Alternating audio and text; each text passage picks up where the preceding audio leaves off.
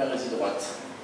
Đây là một cái bệnh nhân nam 65 tuổi, đột ngột cách đây 2 tiếng thì bị không có nói được, aphasia có thuận ngôn, kèm theo nữa là yếu cái tay ở bên phải. On suspecte un accident vasculaire cérébral. Người ta nghi rằng là có tai biến mạch máu não ở cái trường hợp này. Dans quelle région on va chercher devant la clinique? Như vậy thì với cái bệnh sử lâm sàng như thế này, một cái không nói được với cái yếu cái tay phải thì các bạn sẽ tìm ở cái vị trí nào?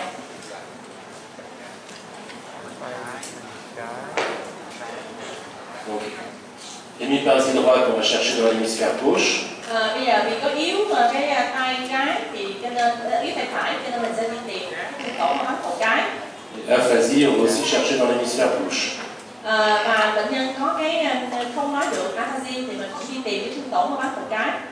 Donc, cliniquement, on suspecte un accident ischémique plutôt sylvien gauche.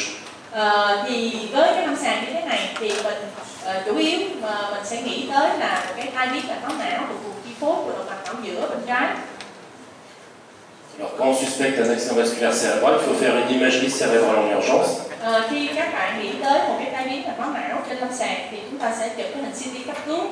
Parce que le même tableau clinique, il peut être dû soit à un accident ischémique, soit à un accident hémorragique. Thì khi mình nghĩ cái tai biến mạch máu não thì có thể là một cái tai biến xuất huyết mà cũng có thể là tai biến thiếu máu nuôi. Si un accident hémorragique, on ne va surtout pas faire de thrombolyse, on ne va pas mettre de traitement anticoagulant, c'est très dangereux. Nếu như mà đó là cái tai biến mà xuất huyết thì mình không có thể làm để tiêu sợi huyết được, tại vì nó sẽ có cái nguy cơ xuất huyết và như vậy sẽ rất nguy hiểm. Si c'est un accident ischémique aigu, comme ici, les symptômes datent de 2 heures, on peut éventuellement faire une thrombolyse intraveineuse ou une thrombectomie. Trong trường hợp đây là một cái tai biến thiếu máu nuôi thì các bạn thấy cái thời gian chúng ta còn rất sớm, chỉ có 2 tiếng đồng hồ thôi, thì với cái CT thì chúng ta có thể làm cái tiêu sợi huyết qua đường tĩnh mạch. Ici, on ne voit pas de lésion hémorragique aiguë, il n'y a pas de lésion spontanément hyperdense dans la tête. Trong cái trường hợp này thì chúng ta hoàn toàn không nghĩ gì đến cái xuất huyết, không có một cái tăng đập độ tự phát nào ở trong sọ. Est-ce que vous voyez un accident ischémique? Các bạn có như vậy thì mình đã loại được cái tai biến xuất huyết rồi. Thì trên cái hình này các bạn có thấy cái bằng chứng nào gợi ý rằng là một cái tai biến thiếu máu nuôi không?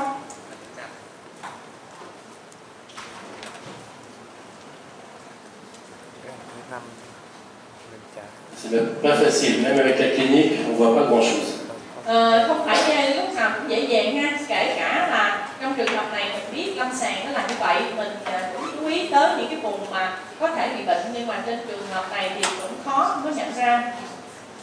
Dans les 2 ou 3 premières heures, les signes ils sont très discrets, parfois on ne voit rien du tout. Trong vòng 2-3 giờ đầu tiên thì những cái biến đổi, những cái thay đổi ở trên cái hình là nó rất là tinh tế, có nhiều khi không nhận ra được gì hết, không có cái sự khác biệt. On va chercher un thrombus sur le trajet d'une artère, on n'en voit pas, il n'y a pas d'hyperdensité spontanée sur le trajet des artères.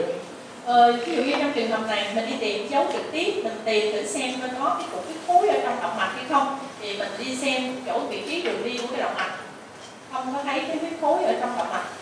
On cherche une diminution de densité de la substance grise, donc soit au niveau des noyaux gris centraux, soit au niveau du cortex, mais là on ne voit pas d'anomalie. Hoặc là mình sẽ đi tìm một cái dấu giảm đậm độ của cái mô não, thì thường là nó ở trong cái vùng nhân xăm trung ương, hoặc là ở cái vùng thùy đảo, thì ở đây mình không thấy gì bất thường hết. Pour l'instant, on ne sait pas si le patient il a fait un AVC où il n'y a pas encore beaucoup de signes, ou s'il a fait une crise d'épilepsie, par exemple, avec un déficit post-critique. Như vậy thì ở đây cũng chưa nói được, cũng chưa kết luận được cái này là cái tai biến mạch máu não từ đầu, hay là đây là một cái gọi là yếu nửa người, yếu sau cái cơn động kinh. Sau một cái cơn động kinh bệnh nhân cũng có thể bị yếu. Qu'est-ce qu'on peut faire pour faire le diagnostic? Như vậy thì chúng ta sẽ làm gì để chúng ta đi đến cái chẩn đoán sau cùng? Déjà faire un angioscanner. Các bạn làm cái hình CT angio. Voilà, ça c'est dans son angioscanner. Qu'est-ce que vous en pensez? Đây là cái hình mà chụp CT angio với cái hình cái kết quả như thế này, các bạn có nghĩ gì không?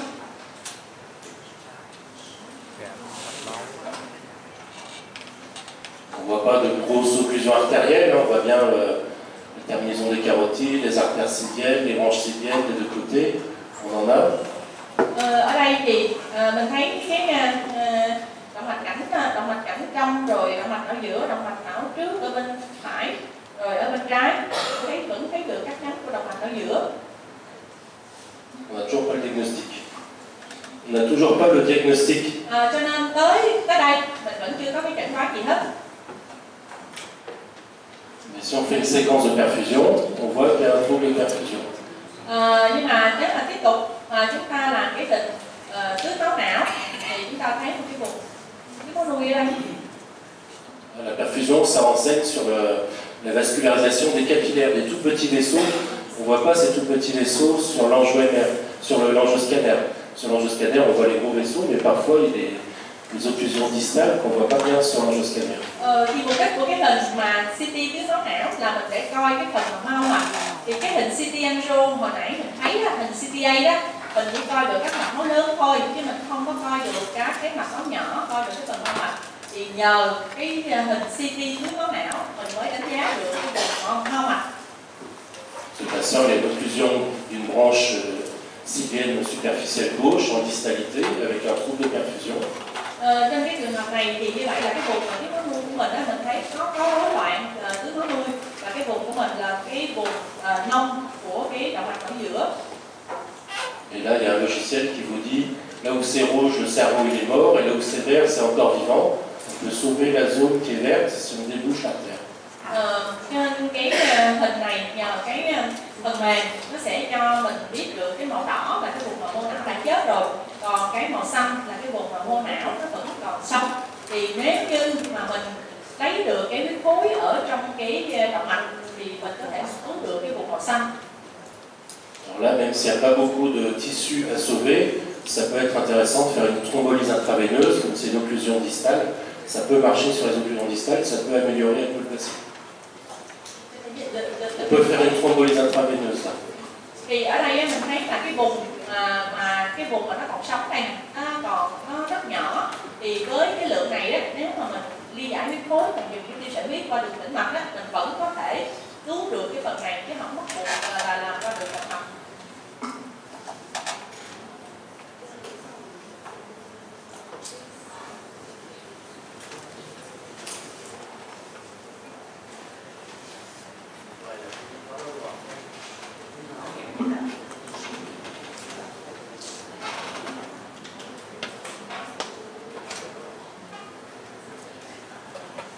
Pour faire une perfusion, on va injecter du fluide contraste par voie intraveineuse.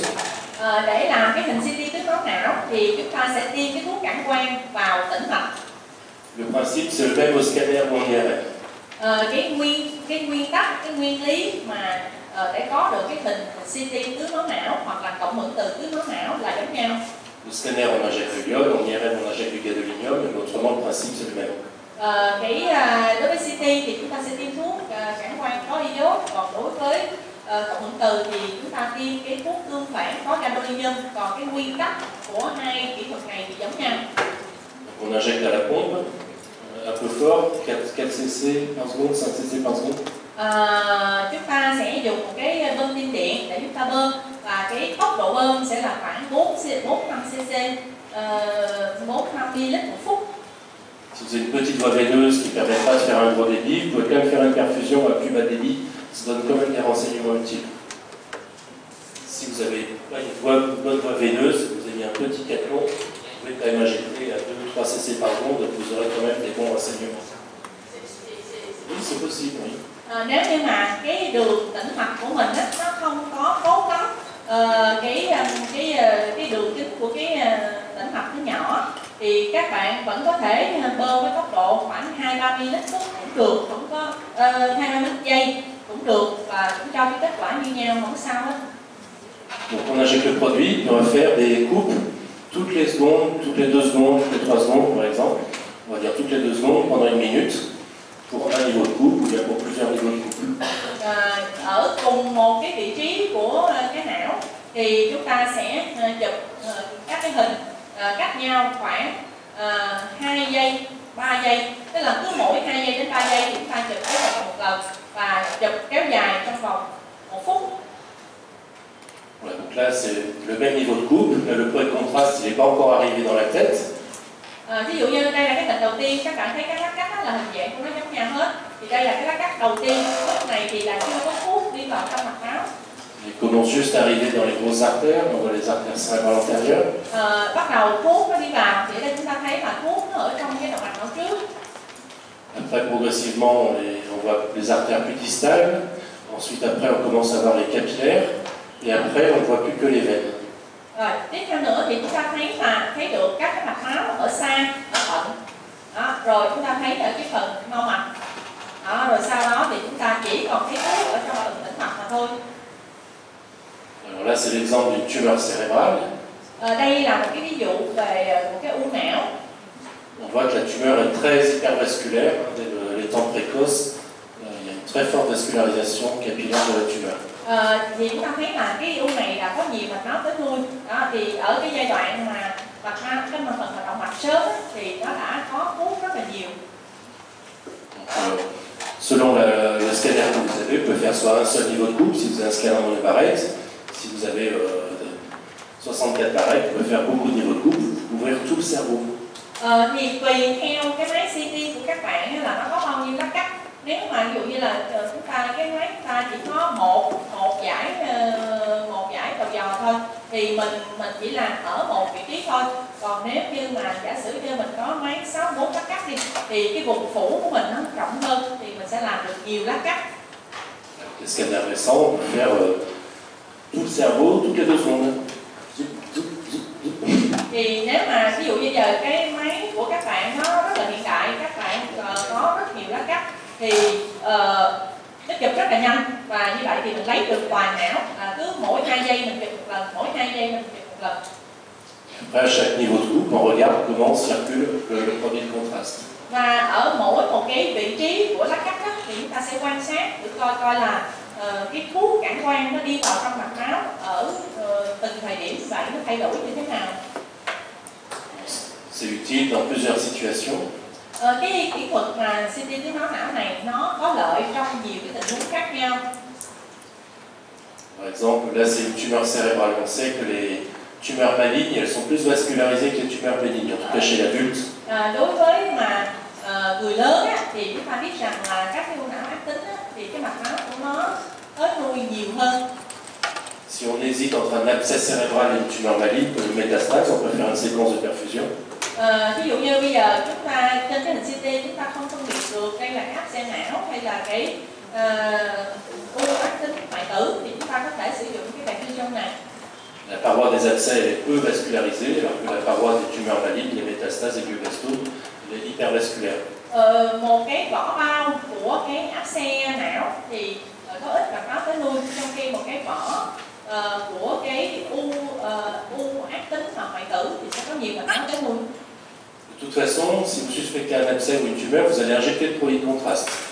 Donc c'est intéressant d'utiliser cette injection pour faire en plus une séquence de perfusion qui dure 1 minute.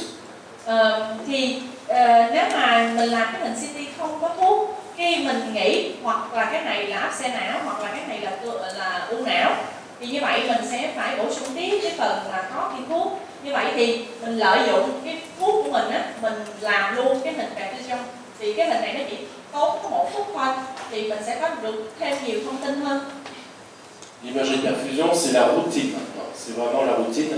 Dans les services de radiologie en France, on en fait, dans mon service, on en fait 10 ou 20 par jour. Oui, au moins 10 par jour. Thì đối với ở bên Pháp á, thì cái phần mà CT tứ máu não thì bây giờ nó trở thành thường quy rồi. Như ở khoa chúng tôi thì mỗi ngày như vậy thì có tối thiểu là 10 ca làm CT tứ máu não. C'est pas compliqué. Cái kỹ thuật này không có gì là phức tạp cả. Ça vous donne des images comme ça. Rouge c'est mort, vert c'est vivant. Thì sau đó thì mình sẽ xử lý thì cái phần mềm nó sẽ cho mình những cái hình như thế này. Cái gì là màu đỏ đó thì là cái mô não đã chết rồi, còn cái màu xanh đó là mô não còn sống. Là c'est le volume sanguin cérébral, c'est les vaisseaux qui circulent. Rouge, il y a beaucoup de vaisseaux. Noir, il n'y a pas beaucoup de vaisseaux. Thì ví dụ như trên cái sơ đồ này thì cái gì màu đỏ đó là máu còn lưu thông, còn cái chỗ màu xanh màu đen này là không có còn máu lưu thông. Il ne faut pas en avoir peur. Các bạn đừng có sợ, nghĩa là mình cứ làm rồi mình sẽ, nó không có khó là mình sẽ quen, chứ thấy nhiều cái hình, nhiều cái sơ đồ quá cái mình sợ, mình không dám làm, thì không nên. Vous voyez, pour cet AVC, c'était plus facile d'interpréter la perfusion que le scanner sans injection de même de scanner. Thì các bạn thấy đó, ví dụ như trong cái trường hợp thay biến mạch máu não này, nếu mà mình có được cái hình mà nó có màu như thế này, thì cái chẩn đoán của mình nó dễ dàng hơn.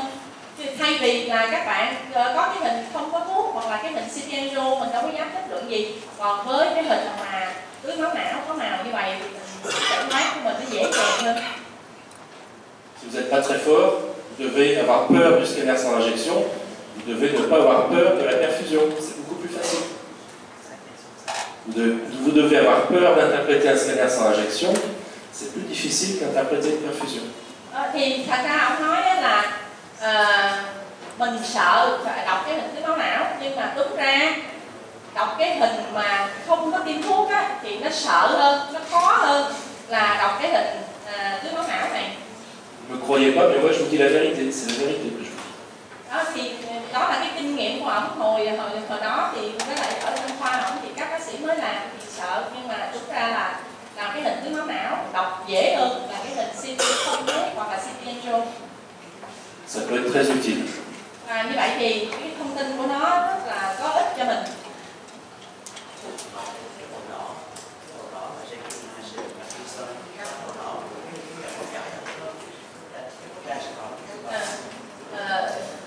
Comment est le tonnage de douleur? Par exemple, parce que ici, Je vais tout vous expliquer. Thì để từ từ tôi sẽ giải thích.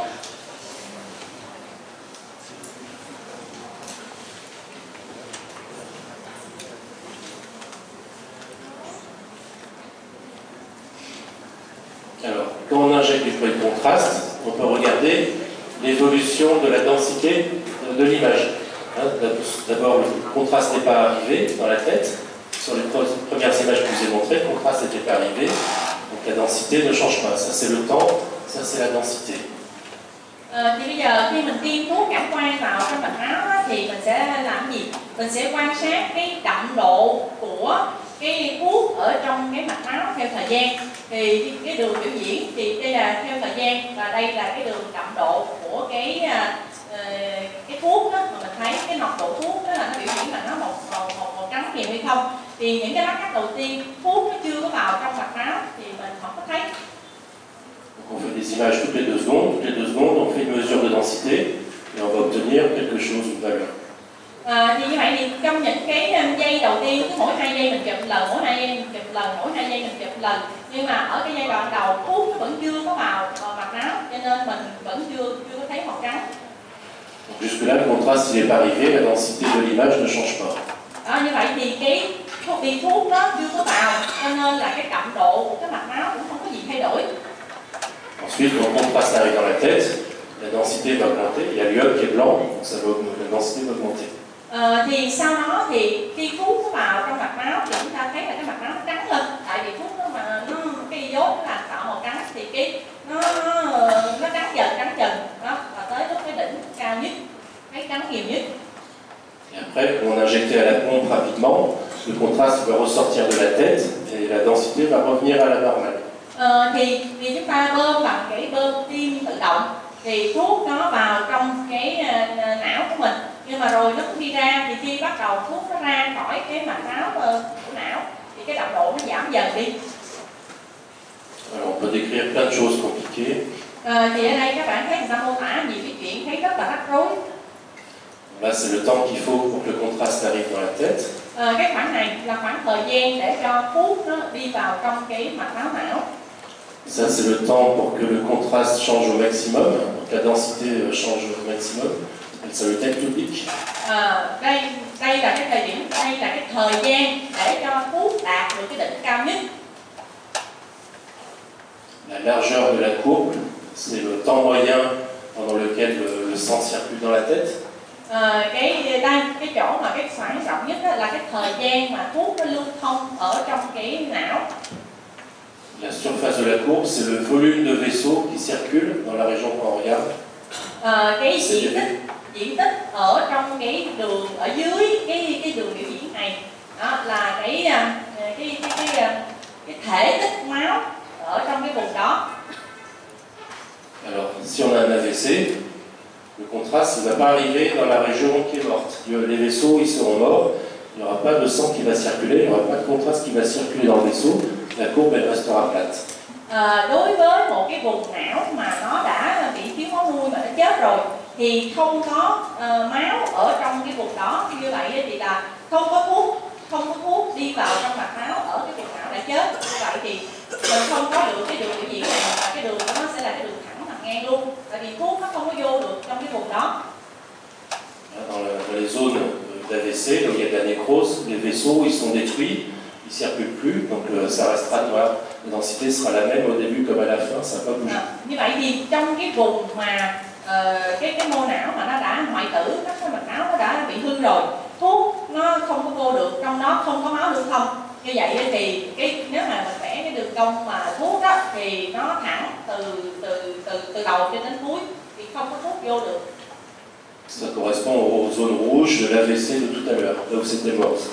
Thì như vậy thì nó sẽ tương ứng với cái vùng màu đỏ trên cái hình CT mà hồi nãy mình thấy. Le logiciel du scanner, il a vu que le sang ne circulait pas dans la zone de nécrose, il fait apparaître ça en rouge pour montrer au radiologue que c'est mort. Thì cái phần mềm nó sẽ tạo ra cho mình một cái hình màu đỏ vậy để nó giúp cho cái người bác sĩ hình ảnh học thấy dễ dàng hơn. Il y avait aussi des zones vertes. Rồi bây giờ mình sẽ nói với cái vùng màu xanh lá. Le sang il circule pas bien, mais il arrive quand même dans la zone qui est mal perfusée. Máu nó cũng tới được, nhưng mà nó vẫn còn máu tới, nhưng mà cái vùng đó nó tới ít hơn bình thường. Quand une artère est bouchée, par exemple l'artère sylvienne, parfois le sang il passe par l'artère cérébrale antérieure ou l'artère cérébrale postérieure, et puis il revient vasculariser un peu le territoire sylvien.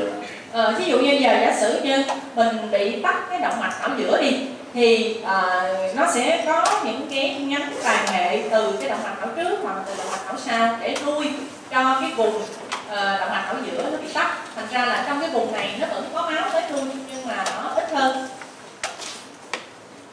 Donc à ce moment-là, la courbe elle sera pas plate, elle sera décalée, le sang il va arriver plus tard, le contraste il va arriver plus tard par ici, la courbe elle sera décalée dans le temps.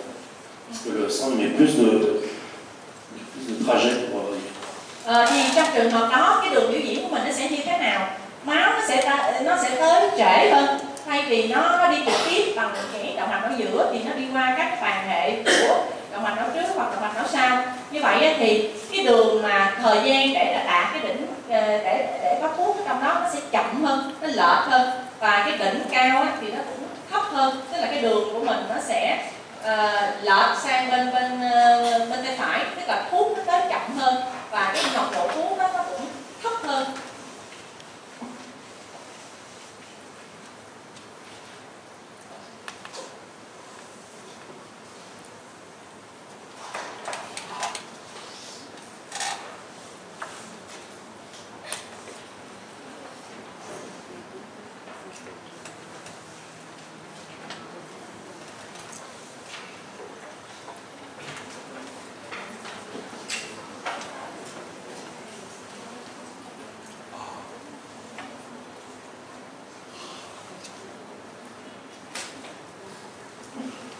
En IRM c'est pareil.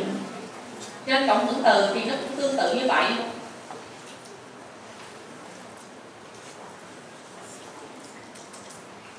Simplement le gadolinium, pour faire des images rapidement comme ça, toutes les 2 secondes, il faut faire des séquences en écoplanar qui sont pondérées T2 étoiles comme ça, et le gadolinium il est noir.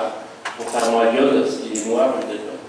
Thì đối với cái hình cộng hưởng từ đó thì chúng ta sẽ sử dụng những cái xung mà EPI, ecoplanar mà nó nhanh, và nó có cái khác á, là cái gadolinium á, mà khi nó vào trong mạch máu thì trên cái hình cộng hưởng từ là nó màu đen, thay vì trên cái hình CT á, thì những chỗ nào mà của mạch máu tức là có iốt vô thì nó màu trắng, thì trên hình cộng hưởng từ thì nó là những cái màu đen.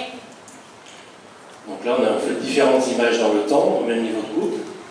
Như vậy thì các bạn thấy là cùng một lát cắt ở cùng một cái vị trí mà chúng ta theo thời gian chúng ta sẽ có cái hình nó khác nhau, và tùy theo cái thuốc nó vào trong cái mạch máu. Ne regardez pas la grosse tache noire, c'est un artefact, c'est quelqu'un qui a un dentier, des dents en métal, c'est des artefacts. Cái thuốc màu đen to này các bạn đừng có quan tâm, cái này là cái artefact do bệnh nhân có đặt cái răng cá, răng mà có kim loại bên trong cho nên nó bị artefact. Donc là, le contraste n'est pas encore arrivé. Là, il commence à arriver dans les gros vaisseaux. On voit que ça devient noir, c'est le contraste. Trên cái hình đầu tiên này là thuốc nó chưa có vào trong mạch máu. Qua cái hình thứ hai thì chúng ta thấy bắt đầu thuốc nó vào trong mạch máu và những cái điểm màu đen này. Et tout de suite, on voit que ça ne circule pas pareil à droite et à gauche.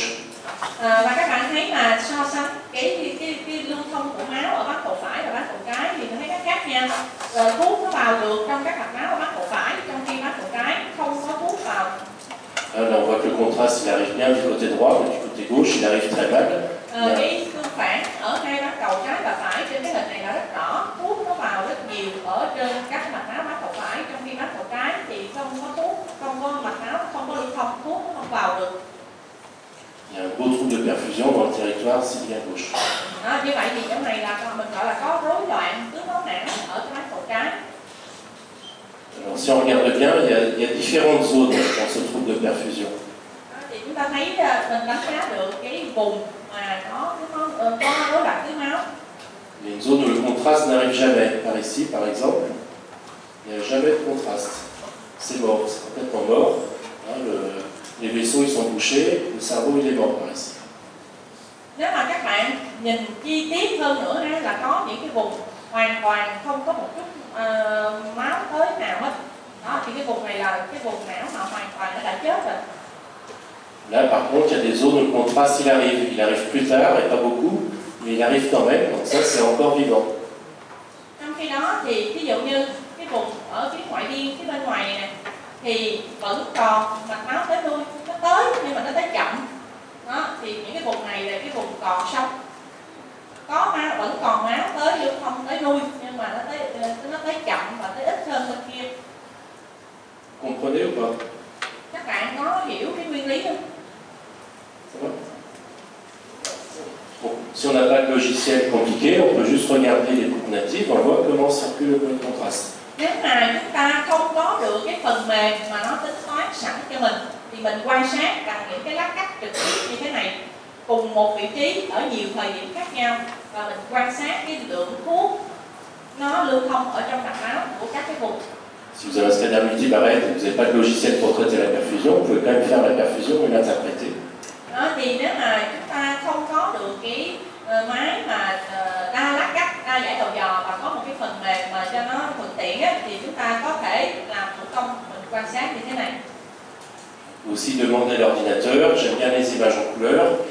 Vous allez mettre en rouge où ça circule bien, en noir, en bleu où ça circule pas bien, par exemple. Thì với phần mềm thì cái máy sẽ tự động cho mình cái vùng mà đã chết rồi màu đỏ, còn cái vùng mà còn sống thì nó cho mình màu xanh lá thì mình dễ dàng nhận ra hơn. Je veux dire par exemple, je veux voir faire une cartographie, une nouvelle image en couleur où on regarde le time to peak, le temps qu'il faut pour le contraste pour arriver dans l'image, partout dans l'image. Thì mình có thể yêu cầu cái phần mềm nó làm cho mình cái bản đồ về cái thời gian mà để thuốc đạt được cái đỉnh cao nhất của TTP. Là par exemple, c'est quelqu'un qui a un accident ischémique silien droit. Ví dụ như bây giờ đây có một cái người bị một cái tai biến thiếu máu nuôi ở mắt cầu phải. En IRM, c'est beaucoup plus facile de voir la lésion ischémique aiguë qu'au scanner. Trên cái hình cộng hưởng từ thì chúng ta dễ dàng nhận ra cái vùng mà thiếu máu nuôi trên cái hình cộng hưởng từ so với hình CT. En IRM, avec les séquences de diffusion, on voit très tôt les lésions ischémiques. Dès les premières minutes, ça devient blanc. Thì đối với cái hình cộng hưởng từ mà trên cái xung là diffusion này thì cái vùng mà bị thiếu máu nuôi trong một cái khoảng thời gian rất sớm thì chúng ta có thể nhận có được cái hình này.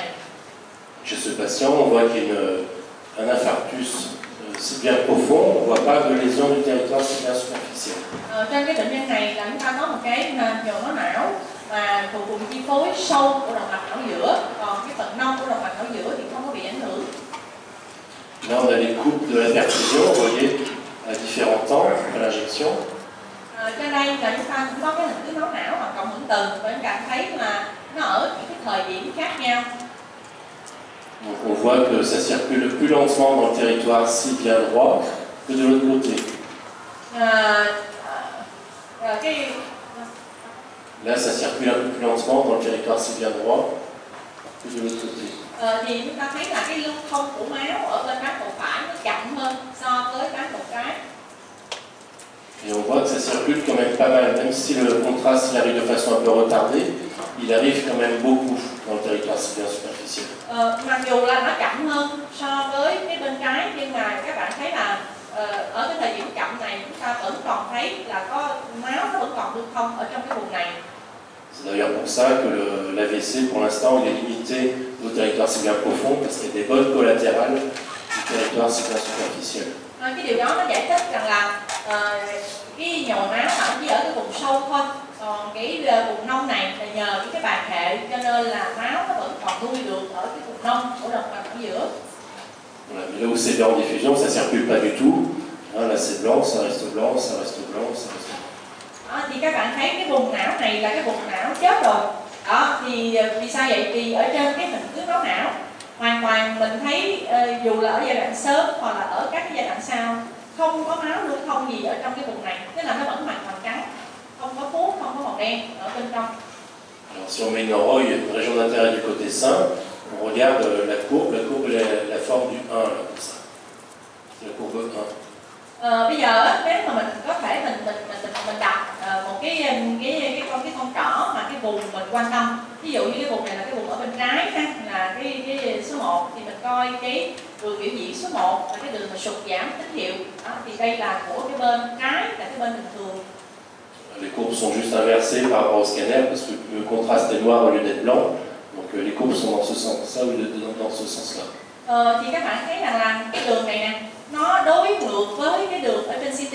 Ở trên hình CT ấy, thì cái thuốc cản quang á, nó nếu mà có thuốc cản quang vào thì nó màu trắng, thì cái đường biểu diễn là dương. Trong khi đó ở bên cái hình cộng hưởng từ thì khi mà cái chỗ nào mà có thuốc, tức là có máu lưu thông, thì cái tín hiệu nó bị đen, nó bị sụt giảm, cho nên cái đường biểu diễn đi xuống. Donc là où c'est normal, le contraste il arrive assez vite, il arrive beaucoup et il repart assez vite. Thì cái đường số 1 là cái đường nơi bình thường, thì chúng ta thấy rằng là thuốc nó vào trong cái mạch máu nhanh và nó đạt được cái đỉnh rất là cao, rồi sau đó là nó cũng đi ra khỏi mạch máu nhanh. Là la courbe 3, on a mis dans la lésion, visible en diffusion, c'est mort. Le contraste il n'arrive jamais dans cette région, donc la courbe elle est plate. Ở cái vị trí này là cái đường biểu diễn số 3. Đường biểu diễn số 3 là cho cái vùng mà nó nhồi máu nó đã chết rồi, thì hoàn toàn không có máu lưu thông trong cái vùng này, cho nên cái đường biểu diễn của nó là cái đường nằm ngang. Si on met une région d'intérêt par ici, où on voit que le contraste arrive un peu plus tard, mais il arrive quand même bien, on va obtenir la courbe numéro 2. Đó, thì chúng ta nếu mà để một cái vùng quan tâm của mình đó là cái vùng số 2, vùng số 2 là cái vùng nông của động mạch não giữa, thì ở đây chúng ta thấy là máu vẫn tới được, nó tới trễ hơn, đó, nó tới trễ, tới chậm, nó tới ít hơn, đó, nhưng mà mình vẫn có máu nó lưu thông, cho nên mình có được cái đường biểu diễn nó lệch ra so cái bên này, tức là máu nó tới chậm hơn, nó tới ít hơn, đó, rồi sau đó nó đi ra cũng chậm hơn. Dans les AVC, la perfusion elle vous dit là où c'est mort, là où c'est encore vivant. Như vậy thì cái ích lợi của cái hình tướng máu não là nó giúp cho mình biết được cái vùng não nào là cái vùng não đã chết rồi và cái vùng não nào là cái vùng não vẫn còn sống. Et dans la région où c'est encore vivant, elle vous dit si il faut traiter ou pas. Thì nếu mình thấy cái vùng não còn sống như vậy thì mình sẽ đặt câu hỏi tiếp rằng là mình có cần phải điều trị để cứu cái vùng này hay không? Parfois, le trou de perfusion il n'est pas sévère, même si on fait rien, il n'y aura pas d'évolution vers la nécrose. Có những trường hợp đó là cái vùng mà nó còn sống đó nó không có lớn quá, thì ngay cả mình không có cần phải lấy một cái khối đi với cái điều trị nội khoa thôi, thì cái chỗ đó nó vẫn hồi phục được nhờ những cái bàn hệ tới. Alors là, vous voyez qu'il y a différentes images en couleur. Ở đây thì chúng ta thấy có nhiều cái hình màu khác nhau. Pour cette image, par exemple, on va mesurer dans chaque point de l'image le time to peak, le temps qu'il faut au point de contraste pour entraîner un changement maximum de contraste dans l'image. Cái này time to peak tức là thời gian để cho cái thời gian để cho đạt được cái đỉnh mà cái tín hiệu hoặc là cái đậm độ nó cao nhất ha. Tức là cái thời gian này từ đây đến cái đỉnh này đó, hoặc là từ đây đến cái đỉnh này thì mình gọi là cái TCP time to peak. On peut faire différentes cartographies. Là, il y a le MTT. C'est une cartographie qui mesure la largeur de la courbe en chaque point de l'image. Cái MTT là mình đo cái khoảng này là cái khoảng thời gian mà thuốc nó lưu thông ở trong cái vùng này. Đó, cái khoảng từ đây đến đây. Le time to peak et le MTT, ça donne un peu les mêmes renseignements. C'est très sensible à tous les troubles de perfusion. Ça montre tout trouble de perfusion. Hai cái thông số này thì nó rất là nhạy và cho cái ý nghĩa gần giống nhau. Ça montre l'étendue du trouble de perfusion. Nó nói là cái mức độ, cái độ rộng của cái vùng mà được tưới máu. Le CPV, le volume sanguin cérébral, c'est la surface de la courbe. La surface de la courbe. Cái CDP là cái thể tích máu ở trong cái vùng này thì nó là diện tích ở trong cái đường cong này, diện tích ở trong cái vùng này. Ça vous dit si les vaisseaux ils sont perméables ou pas, s'ils circulent ou pas. Nó cho chúng ta biết được là máu có còn lưu thông ở trong cái vùng này hay không. Par exemple, dans la zone de nécrose en diffusion, ça reste noir sur la cartographie de CPV, parce que la surface de la courbe est égale à 0, il n'y a pas de surface. Thì ví dụ như trong cái trường hợp này, cái vùng sâu này thì là cái vùng đã chết rồi thì nó sẽ tương ứng với cái vùng màu đen này. Cái vùng mà không có cái máu tới nuôi là cái đường biểu diễn số 3 và cái diện tích của nó là cái vùng này không có máu tới nuôi. Là où c'est noir en CPV, c'est mort. Đó, thì nếu mà trên cái đường biểu diễn này mà nó nằm ngang và ở đây mình thấy là không có máu ở trong cái vùng này thì mình kết luận đây là cái vùng đã chết rồi. Le plus intéressant, c'est la zone où il y a un trouble de perfusion, où le CPV n'est pas diminué. Một cái chi tiết mà chúng ta nghĩa là quan tâm nhiều là trong cái vùng mà cái vùng nông này đó, thì là cái vùng mà vẫn còn máu tới lui. Đó, cái vùng này là vẫn còn máu tới lui và cái máu này nó cũng không hề giảm. Cette zone, on peut la sauver. Thì cái vùng này mình có thể cứu được. Vous voyez même que le CPV il est augmenté par rapport à l'autre côté. C'est un peu plus rouge du côté où il y a trouble de perfusion. Đó, thậm chí ở đây á, là mình thấy rằng là cái thể tích máu ở trong cái vùng mà bên thương tổn này thậm chí nó còn nhiều hơn so với đối bên nữa. Parce que s'il y a une diminution de la concentration en oxygène du sang et que les vaisseaux ils sont encore vivants, ils vont se dilater pour apporter plus de sang. Lý do là tại vì cái vùng này là cái vùng mà nó vẫn còn sống và nó nghĩa là nó có cái cơ chế tự điều hòa, nó các cái mạch máu nó sẽ giãn ra để nó thu hút máu tới để nuôi nó. Ça va jusque-là, c'est un peu compliqué. Cho tới đây thì các bạn có rõ không? Hay mình có muốn hỏi lại phần nào?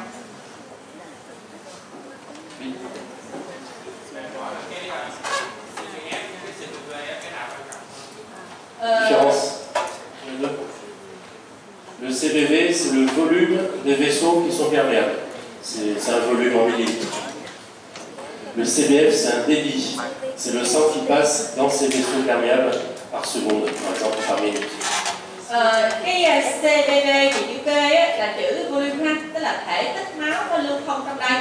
Còn CBF là cerebral cái dòng chảy cái flow thì cái này là mình tính bằng ml, còn cái này là mình tính ml trong một cái đơn vị thời gian. Alors, en théorie, et seulement en théorie, le CBF c'est le plus important. Et en pratique, le CBF on oublie, on regarde que le CBV. En pratique, on regarde que le CBV. En théorie, il faudrait regarder que le CBF, mais en pratique, il faut regarder que le CBV.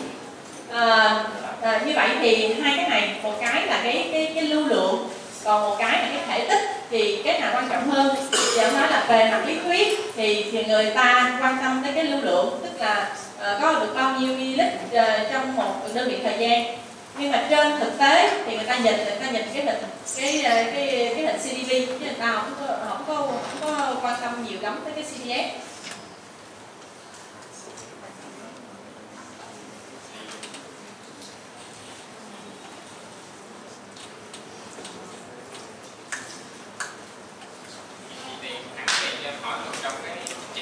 số mismatch đó chị, thì cái co nghĩa là cái phần chết là diffusion là ta đã thống nhất rồi, còn cái phần mà bị nêm rơ cái là vùng thiếu máu có người là ta sử dụng là Tmax, có người sử dụng là MDT, có người sử dụng CBF, có người sử dụng CBP, thì theo thầy là Je vais vous expliquer mieux. Để tôi sẽ giải.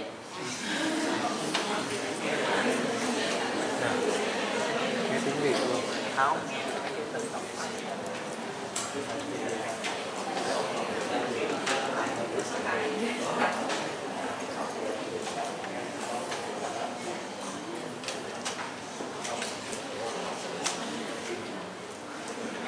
Quand une artère se bouche, Khi mà một cái động mạch nó bị tắc, au début il y a juste un trouble de perfusion. Pendant les premières minutes, les cellules ne sont pas encore mortes. thì ở đây á, ví dụ như trong cái phút đầu tiên thì cái vùng này là cái vùng có rối loạn tưới máu não. Après, quand l'artère reste bouchée, ce qui est le cas habituellement si on ne fait rien, la nécrose elle va s'étendre dans le trouble de perfusion. Đó, thì nếu mà mình không có làm gì hết thì ở cái vùng trung tâm nó sẽ hình thành cái lõi mà cái mô não nó đã chết luôn rồi, thì nguyên cái vùng lớn này là cái vùng mà có rối loạn tưới máu não đó. Nhưng mà nếu mình sau một khoảng thời gian đầu thì cái chỗ mà nó chết rồi nó nhỏ như thế này thôi. Alors, plus le débit sanguin cérébral diminue, plus le trouble de perfusion est sévère, plus la nécrose va se développer rapidement. Cái cung lượng máu tới não, tức là cái CDF á, mà nó càng giảm thì cái rối loạn tưới máu càng nặng, và cái vùng mà nó chết rồi á, cái vùng hoại tử á, nó sẽ phát triển càng nhanh. Théoriquement, si on ne fait rien, la nécrose elle va s'étendre à tout le trouble de perfusion. Thì về mặt lý thuyết, nếu như mà chúng ta không có xử trí gì cái mạch máu mà nó bị tắc á, thì cái lõi mà hoại tử á, thì nó sẽ chiếm hết luôn cả cái vùng mà bị rối loạn tưới máu. Mais en fait, deux personnes qui bouchent la même artère, par exemple l'artère civienne, ne vont pas développer les mêmes lésions et pas à la même vitesse. Tuy nhiên, bây giờ mình nói là có hai người bệnh nhân cùng bị tắc cái động mạch não giữa luôn. Đó, nhưng thì trên thực tế cái diễn tiến của cái vùng mà não hoại tử này nè không có giống nhau, cái tốc độ nó không có giống nhau. Les gens qui n'ont pas du tout de circulation collatérale, la nécrose elle va se développer rapidement et ça sera étendu. Nếu như mà một cái người mà không có cái bàn hệ hoặc là cái bàn hệ nó không tốt thì cái vùng nhồi, cái vùng mà não mà nó hoại tử á, nó chết luôn á, thì nó sẽ phát triển nhanh hơn, rộng hơn. Il y a des gens qui ont des bonnes collatérales, et le sang il va passer par d'autres artères pour arriver dans le territoire sylvien, et le débit sanguin cérébral il ne sera pas très diminué, il sera un peu diminué mais pas beaucoup. Còn đối với những cái người mà có cái bàn hệ mà tốt á, thì nhờ cái bàn hệ đó máu nó vẫn tới được trong cái vùng mà thiếu, mặc dù nó tới không nhiều, nhưng mà nó vẫn có, thì cái vùng mà rối loạn tưới máu đó nó vẫn còn được nuôi, thì cái phần mà cái mô não mà nó hoại tử nó chết luôn á, nó sẽ nhỏ hơn, khó hơn. Ces gens-là ils développent des lésions mais un peu plus lentement, on a un peu plus de temps pour les traiter. Đó, thì đối với những cái người mà có cái bàn hệ tốt á, thì cái vùng hoại tử, cái vùng mà chết luôn á, nó sẽ diễn tiến chậm hơn, và như vậy thì mình sẽ có thời gian để mình điều trị, mình cứu cái vùng kia, những cái vùng mà ở xung quanh.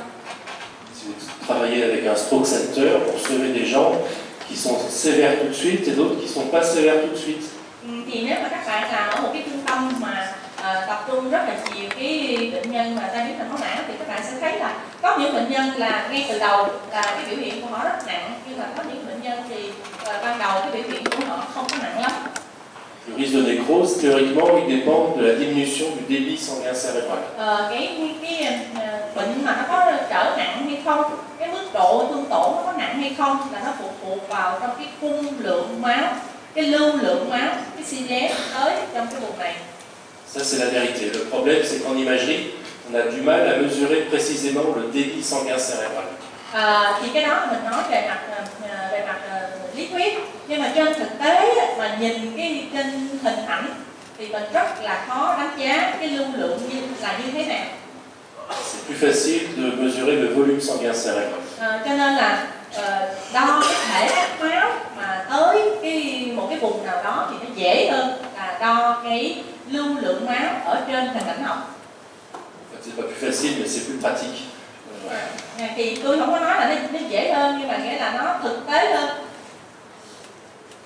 Soit le CVV est diminué, c'est mort, soit le CVV est augmenté, c'est vivant. Comme ça, c'est facile. Thì nếu mà mình nghĩ vậy thì nó đơn giản và nó dễ hơn. Tức là nếu mà cái thể tích máu tới nuôi nhiều hơn thì cái mô não đó, cái cơ may mà nó sống sẽ nhiều hơn là cái mô não mà cái thể tích máu tới nó ít hơn. Si on veut mesurer le débit sanguin cérébral, souvent les chiffres ne sont pas fiables. Il y a beaucoup de causes d'erreur possibles. Nếu như mà các bạn cố gắng các bạn tính toán cái lưu lượng máu não, cái CPF á, thì thật ra là cái con số này nó phụ thuộc vào rất là nhiều chuyện. Đó, mà nếu mà mình tin nó quá thì mình có thể bị mắc nhiều cái sai lầm. On va avoir des effets de volume partiel qui changent complètement les chiffres. Si vous prenez des vaisseaux étenus par en chiffre normal, par exemple, les chiffres sont faux. Si votre scanner n'est pas bien réglé, les chiffres sont faux. Il y a beaucoup de causes d'erreur. Nói chung là nó có nhiều cái yếu tố nó làm cái nhiễu, ví dụ cái vùng mình lấy nó lớn hay nó nhỏ, hoặc là cái con trỏ đó mình để vô đúng vào trong cái động mạch hay không, thì cái trị số ra cái cung lượng là bao nhiêu đó, thì cái đó nó không có chính xác, nó có nhiều cái làm cho mình sai. Dans les livres, c'est écrit que si le débit sanguin cérébral est inférieur à 10 ml par minute pour 100 grammes de cerveau, ça va mourir. Si c'est 11, c'est vivant. Quand on fait de la radio, ça ne marche pas.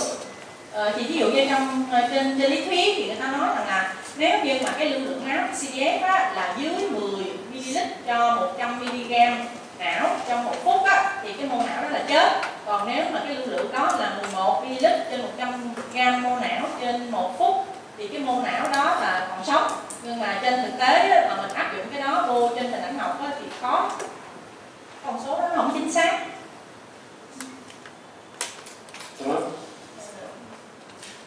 Vậy sao em có hỏi lại cái câu của em không? Dạ, cái câu em nghĩ là cái tính giữa cái mismatch mà trong cái bị number thì cái lỗi nhồi máu thì người ta đã thống nhất nó là dùng diffusion, còn cái vùng mà bị number có người là dùng time to peak, có người dùng time to max, Tmax, có người là dùng MDT, có người là dùng CVV, có người dùng CVS, thì mình nên khi mình nhìn vào mình nên dùng cái chỉ số nào, thật ra nó cũng hơi mâu thuẫn với các nhà nghiên cứu. Thì theo thầy dùng Je n'ai pas parlé du Tmax, c'est ça? Est-ce que quel paramètre on utilise pour évaluer le Tmax? Dans les livres, le Tmax, c'est le mieux. Aujourd'hui, dans un an, ça sera un autre. Le Tmax, c'est très compliqué à calculer. On ne peut pas le faire sur une courbe facilement. Il faut un logiciel. Le Tmax, ça va jusque là à peu près. Je ne sais pas où est la limite du Tmax. Trong sách vở thì nó nói là cái Tmax là coi như là chính xác nhất, quan trọng nhất, nhưng mà ông nói là trên thực tế á, thì cái Tmax là mình là phải ra tới đây nè, đó, nhưng mà ông nói ở đây thì cái đây ông nói không chính xác, không biết được. Souvent le Tmax, vous n'avez pas accès aux cartographies de Tmax. Si vous avez un scanner Philips, il ne vous donnera pas le Tmax, il vous donnera le CBV, CBF, MTT, TTP, mais pas le Tmax. Ông nói là tùy theo cái máy, tùy theo cái hãng sản xuất, thì những cái mà ví dụ như là mấy cái chỉ số MDT, TTP hoặc là CVV, CVS thì có được cái bản đồ, có được cái biểu đồ, nhưng mà cái Tmax thì không có. Cái phần En pratique, ça n'a pas d'importance. En pratique, le TTP, le MTT et le Tmax, ça donne les mêmes renseignements.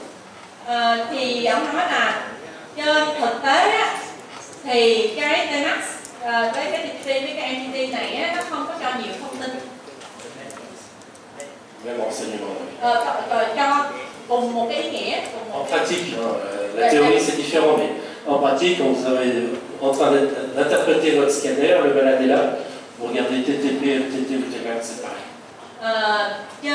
Trên lý thuyết á, thì cái Tmax với cái TTP với cái MTT này á, thì nó khác nhau, nhưng mà trên thực hành khi chúng ta có người bệnh có kết quả, có cái hình trước mặt mình á, thì cái Tmax, cái TTP với cái MTT này thì nó cùng một ý nghĩa. Vous regardez deux choses. Vous regardez une cartographie de temps, TTP, MTT ou Tmax, et vous regardez le CBV.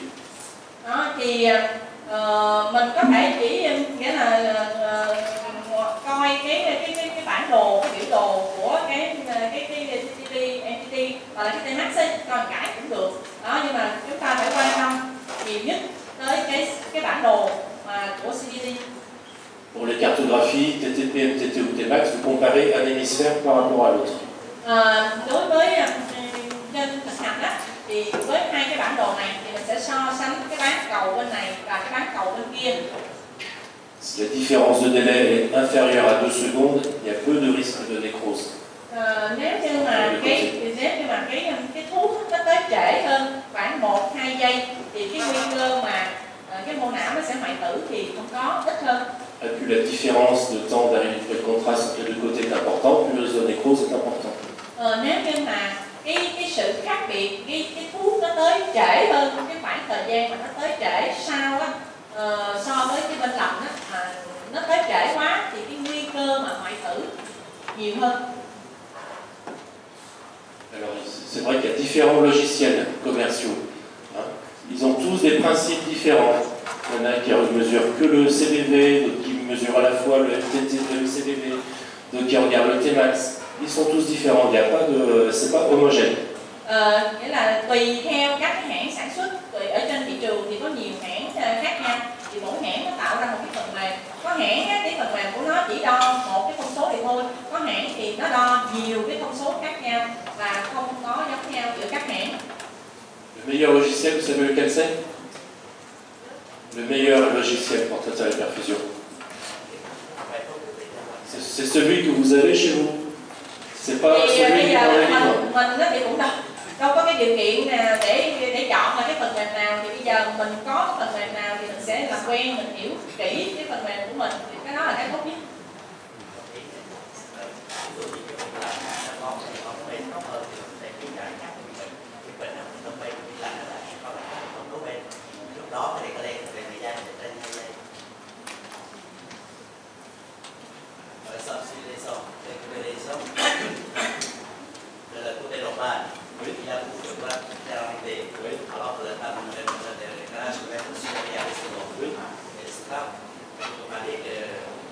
On fait comme ça marche quand même très bien. C'est vrai que des fois il y a des situations compliquées. Parfois le malade a une sténose très serrée du côté normal, il a avait sur le côté, il y a des causes d'erreur, mais ça marche quand même très bien. Đó, thì cái quan trọng á, là nếu mà cái bên bệnh á, mà cái bàn hệ của nó tốt thì cái khả năng mà nó không có bị hoại tử nó sẽ ít hơn. Đó. Thì ông nói trên thực tế là có nhiều cái tình huống nó cũng nên cái ngoe, ví dụ như thực tế là cái bên có một bên cái hẹp cái động mạch cảnh rất là thích, nhưng mà bên đó là không bị tai biến, trong khi là cái đối bên kia cái động mạch cảnh nó ngon lành nhưng mà nó lại bị tai biến, nó bị cái nhánh khác ở trên cao, thì cái đó trên thực tế thì nó có nhiều cái. Moi, ça fait 25 ans que je fais de l'imagerie de perfusion aux AVC. 25 ans, on était les premiers en France à en faire. Et je dis la pratique, c'est votre logiciel à vous, c'est le plus important. Vous regardez le CBV, là où c'est bas, c'est mort, là où c'est élevé, c'est vivant. Et vous regardez un peu une cartographie de temps. Et vous comparez simplement les deux côtés, vous ne regardez pas trop les chiffres absolus.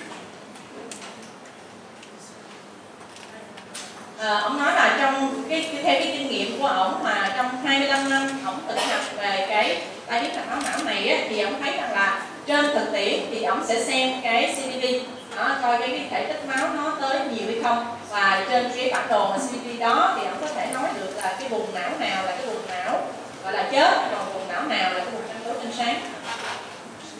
Après, si vous n'avez pas d'injecteur automatique, vous pouvez quand même pousser à la main. Nous, pendant longtemps, on a fait comme ça. Ông nói là cái thời gian đầu thì ông không có cái bơm tim tự động mà ông phải bơm bằng tay, tự mình phải bơm bằng tay cái thuốc cản quang. Quand l'injecteur est en panne, vous pouvez faire comme ça aussi, il faut pousser fort, et puis il faut rincer juste derrière avec du sérum physiologique. Thì lúc đó thì mình coi như là bơm một cái bolus mạnh, đó, rồi sau đó mình sẽ bơm cái dung dịch sinh lý thêm để mình đẩy cái thuốc đi, rồi bơm bằng tay. Ça va? Rồi thì các bạn thấy được không? Mình còn hỏi chi tiết gì thêm? On va voir quelques exemples. Thì bây giờ mình có một số cái ví dụ.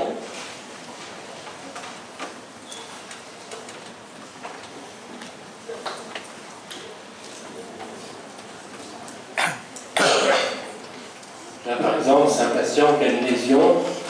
On ne sait pas si c'est un abcès, une métastase, un glioblastome. Bây giờ ở đây chúng ta có một cái thương tổn ở não như thế này, một cái thương tổn giảm mạnh độ ở bên trong và bắt cản quanh viền. Thì bây giờ cái này là một cái áp xe não, hay một cái di căn não, hay là một cái glioblastome, một cái u nguyên vào đệm hoại tử bên trong. De toute façon, il fallait injecter pour voir la lésion. Thì chắc chắn là chúng ta sẽ phải tiêm thuốc cản quang để chúng ta coi cái cách bắt thuốc của nó như thế nào. Juste avant de faire le scanner après injection, on a fait la séquence de perfusion pendant l'injection. Trước khi mà làm một cái hình gọi là một cái hình CT có tiêm thuốc như thế này, thì lúc mà bắt đầu tiêm á, thì mình sẽ làm luôn cái hình perfusion, một cái hình tưới máu não luôn. Pour les tumeurs, les abcès, la seule chose qu'on regarde, c'est le CBV. C'est simple, on regarde que le CBV. De toute façon, le CBV, c'est toujours la séquence Thì đối với cái áp xe não hoặc là đối với cái u não ác tính đó, thì chúng ta chỉ có coi cái CBV thôi. Donc là, la coque de la lésion n'est pas hypervasculaire. Vous voyez, là où c'est hypervasculaire, le des vaisseaux, c'est rouge. Là, c'est pas rouge autour de la lésion. La lésion n'est pas très vascularisée. Donc, a priori, c'est pas une tumeur maligne. Đối với cái trường hợp cụ thể, cái trường hợp này thì chúng ta nhìn cái vỏ bao của cái thương tổn. Thì cái vỏ bao của cái thương tổn này chúng ta thấy không có mạch máu tới nuôi. Nếu mà có máu tới nuôi thì nó sẽ màu đỏ như thế này. Còn ở đây cái vỏ bao này nó không có máu tới nuôi. Như vậy thì nhiều khả năng đây nó không phải là một cái u ác tính. Si vous faites juste le scanner avec injection, sans la perfusion, parfois vous ne pouvez pas dire ce que c'est. Le traitement il est complètement différent. Si c'est une métastase, il faut l'opérer. Si c'est un abcès, on peut faire une ponction, des antibiotiques. Bây giờ có cái hình không tiêm thuốc, rồi xong có cái hình tiêm thuốc. Nếu mà chúng ta chỉ có một cái hình này không thôi, tức là chúng ta có cái hình mà sau cái tiêm thuốc, rồi bắt cản quang viền dày, thì nhiều khi chúng ta cũng không nói được nó là áp xe hoặc là u hay di căn. Nhưng mà nếu như mà trước đó chúng ta làm cái hình tưới máu não, thì với cái hình này chúng ta nói được cái này phải là u. On n'a pas besoin de chiffres, on regarde, on voit ça c'est des vaisseaux, on voit qu'il y a des vaisseaux dans les sillons, donc quand il y a des vaisseaux c'est rouge, là c'est pas rouge, donc il n'y a pas beaucoup de vaisseaux. Thì thật ra chúng ta không có cần phải có cái con số chính xác là cái lưu lượng nó là bao nhiêu. Ở đây chúng ta nhìn cái nào mà màu đỏ đó là cái đó có mạch máu, và ở đây cũng biết thấy là cái mạch máu này nó đi vào trong các cái rãnh vỏ não. Còn cái thương tổn này ở cái viền xung quanh cái vỏ bao của nó không có máu tới luôn, cho nên nó phải cái này nó phải u.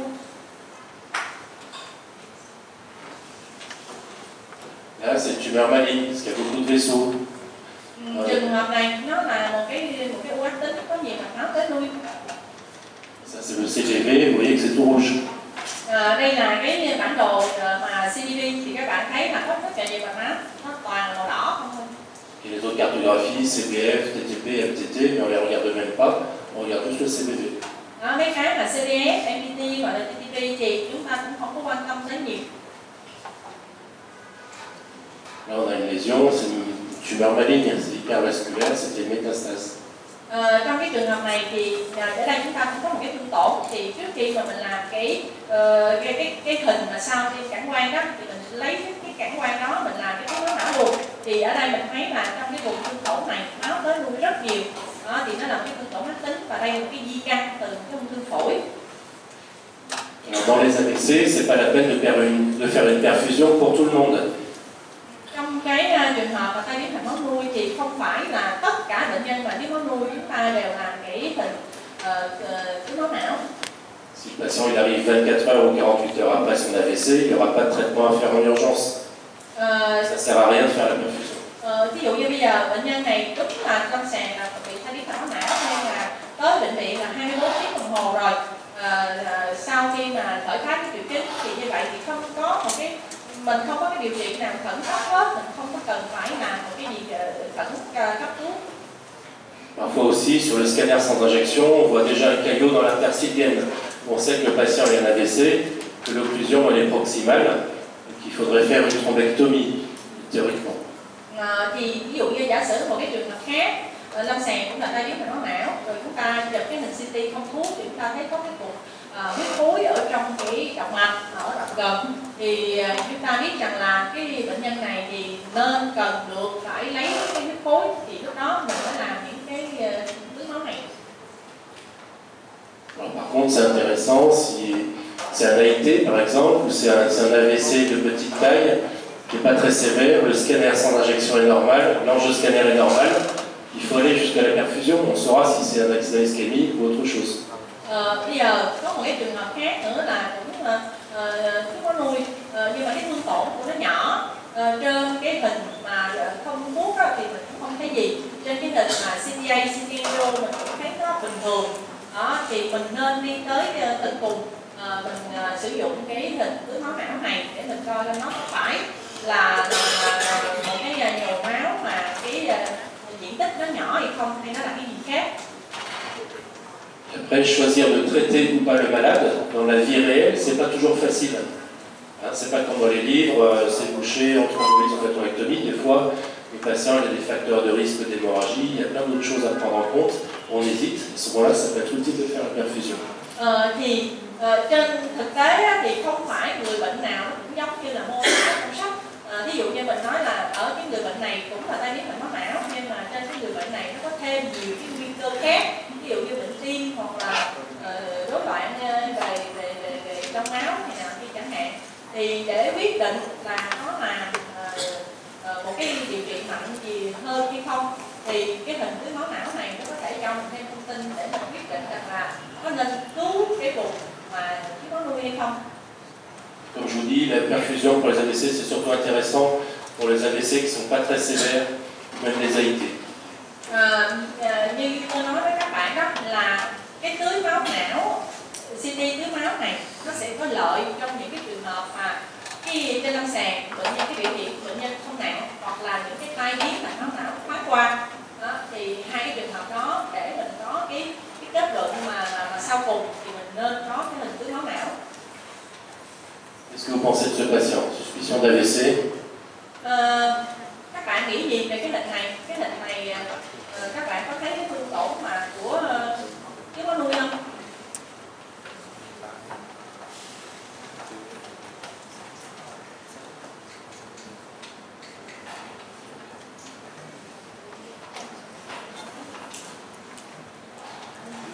Pas facile. Quand on n'a pas la clinique, c'est pas facile.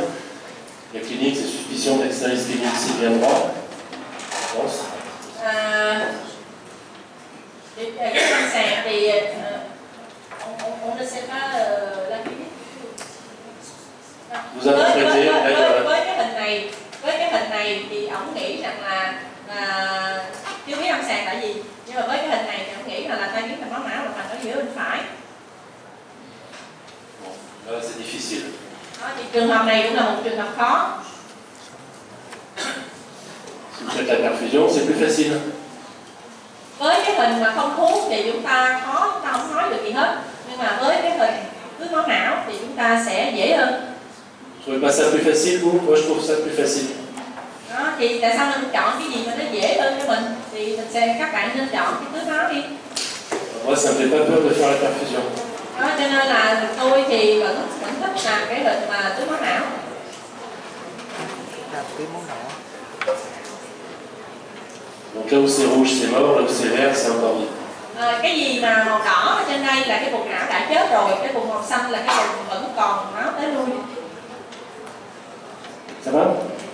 Được không? Các bạn thấy được không? On fait une petite pause. Mình nghỉ ra làm chút.